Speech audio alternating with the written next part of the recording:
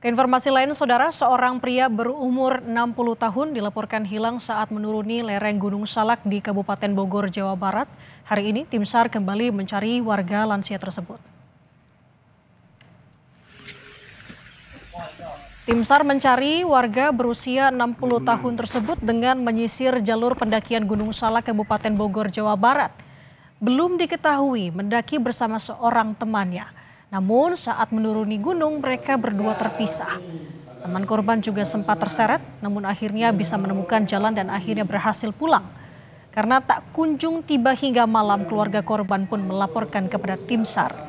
Hingga Selasa malam, Saudara, korban belum juga ditemukan. Hari ini, rencananya tim SAR melanjutkan pencarian.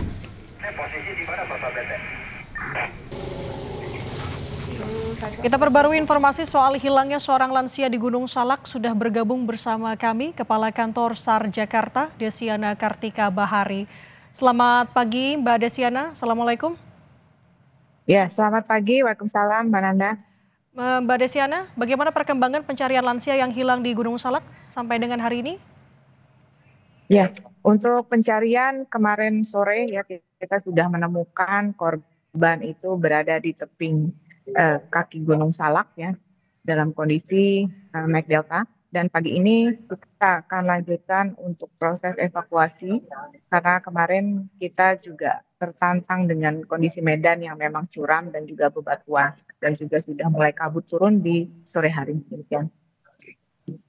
Baik, Mbak Desiana mungkin bisa diceritakan kepada kami sebenarnya bagaimana kronologi lengkapnya ketika korban ini hilang, Mbak? Ya, jadi korban pada saat melakukan ini ya, mereka ke gunung itu untuk mencari lumut dan itu berdua dengan temannya, kemudian terpisah ya dari satu titik tersebut, kemudian sampai sore korban ini belum kembali, kemudian lapor ke Polsek di sini, kemudian lalu menghubungi dari tim SAR untuk melakukan proses pencarian di hari Senin kemarin.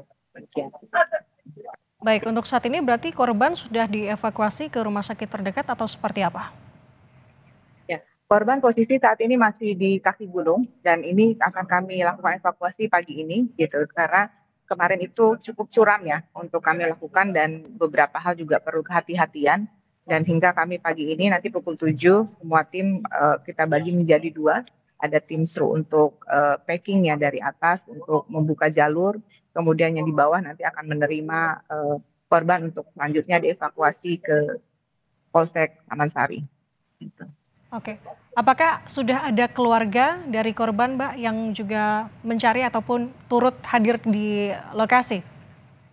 Ya betul. Dari hari pertama dan kedua dari keluarga korban membantu juga untuk mencari, sekaligus juga teman korban yang sebagai saksi juga membantu melakukan pencarian kemarin masuk ke SRU 1 dan SRU 2.